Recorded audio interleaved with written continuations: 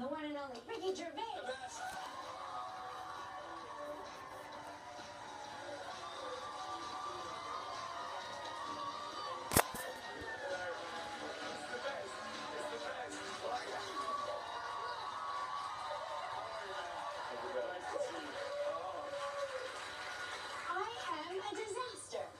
Did you fluff the line at the beginning? I did. I fluffed your line and then I almost fell out of my chair. Who cares? Who cares? You're right. Who cares? Who cares? It doesn't matter. You've got problems. I've got to sit next to you two. They're so perfect, aren't they? I feel like it's like Ken and Barbie came to life and made friends with a fat old teddy bear. I was just thinking how good you look and stuff. I don't even shave my chest. Like, why did you point to me? Well, because I'm not going to point to her, am I? Well, I do shave my chest. Haven't you been watching this show, Gervais? I'm trying to grow it. Now, Ryan is the expert of the red carpet. How do you get ready for the red carpet? What is your routine? It's always depressing because because I gave up trying when I was about 28, 29. I just gave up fashion. It doesn't work for me. Everything I've got is either jeans or tracksuit or elasticated waistband. I'd rather be in my pajamas. So to put on a tuxedo, I probably look good for about 30 seconds, and then it's just. You know what I mean? Like a child who's been made to put something on and they fidget and gets, you know. You sweat the second. You're the first person I see on the red carpet. It's usually 3 o'clock. It's our date. And I see it. For every award show, because he's on every one of them. And I'm already sweating and complaining at 3 p.m. What about if you wear your pajamas to the award show? Like get a dressed up pajama. So it looks like a print with a tuxedo. What do you think about That's an amazing idea. Why not? I mean, that is an amazing idea. Can you design that for me? Yeah, we can figure it out. Tux gin jams. Yeah. That would sell. Now, you're on tour right now, the Humanity World Tour. Yes, I'm. When's the last time you toured? It was a while ago. 7 years ago. I've toured for 7 years. If you don't count the Golden Globes, which was... which you should. Test tour. Exactly. Test tour.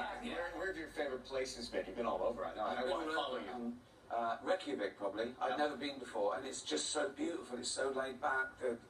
Honestly, just the geography of it, and they're so cool. Oh yeah. You settled right in. I always take a bath pick wherever I am, and so I found a Vikings helmet in a shop, and that's mud from the Blue Lagoon. So I just thought that's my Icelandic pick. So did you go to the Blue Lagoon? I didn't know. The crew did. I was busy. And they just brought you back mud?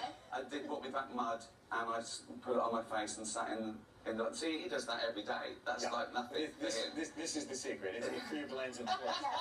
He has the Blue Lagoon shipped to his hotel every day. And by the way, Ricky, I have pigtails as well.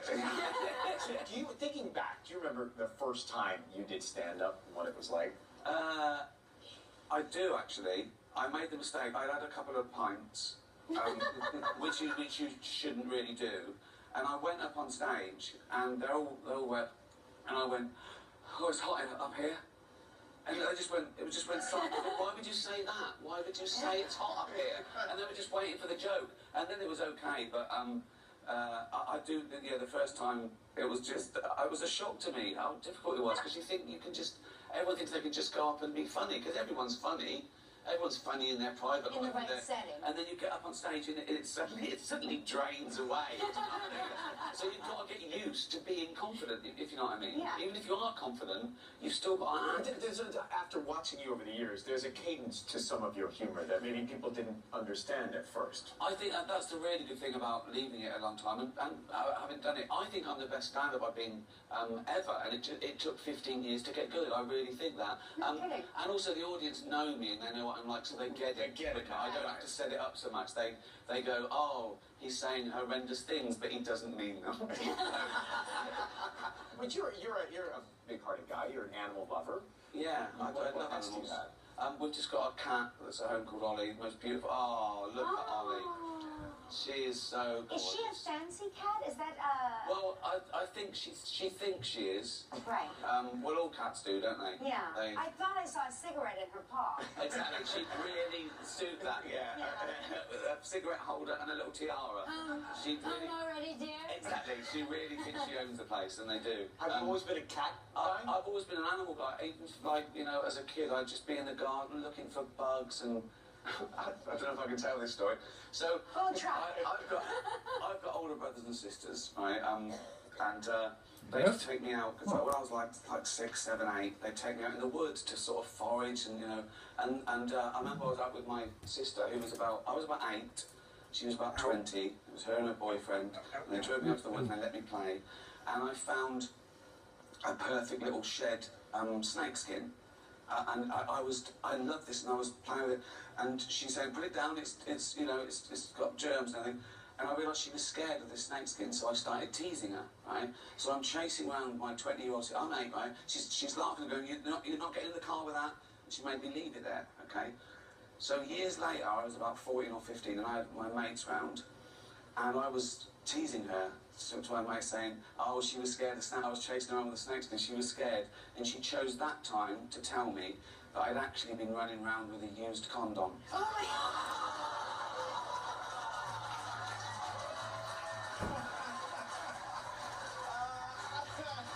Coming up, we'll talk about Ricky's comedy heroes. That was just The wrong. influences. Right after this. Wow. Ooh.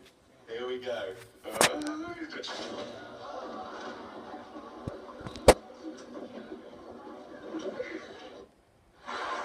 Ricky Gervais, David Brent, right on the road. I watched this. It's hysterical. There are some things that are so funny, but it's hysterical because the character's so oblivious. Yeah, he's just not self-aware. He's trying to be famous. He's a sales rep in Slough, and he's spending his money on trying to be a rock star. There's a lot of it about. Do you know what I mean? But you do the show with it. Everyone wants to be famous. Yeah. And he's left it too late. He's 55 years old, and he hasn't quite got it. But he spends his money on, he gets a band together who are just there for the cash. They're session musicians, and he writes these awful songs. And it's tragic, but it's really funny because he's so confident in himself. Do you know what I mean? He just thinks. How many years have you played this character? Well, Because you took a break. I took a break. The Office for me, my version of The Office was 2001 to 2003. What's it like being back in the role? Honestly, it was like finding an old pair of slippers in the wardrobe. It was so much fun to revisit. And the good thing about leaving it this long is that the world's changed in the last 12 years. Yeah. Our sympathies are with him more. I mean, because he was a bit of an early narcissist and a bit of a buffoon, but by today's standards, Right. do you know what I mean? Right. He's actually. fits right in. Yeah. What about the name? We've all become so narcissistic that now he's just our friend.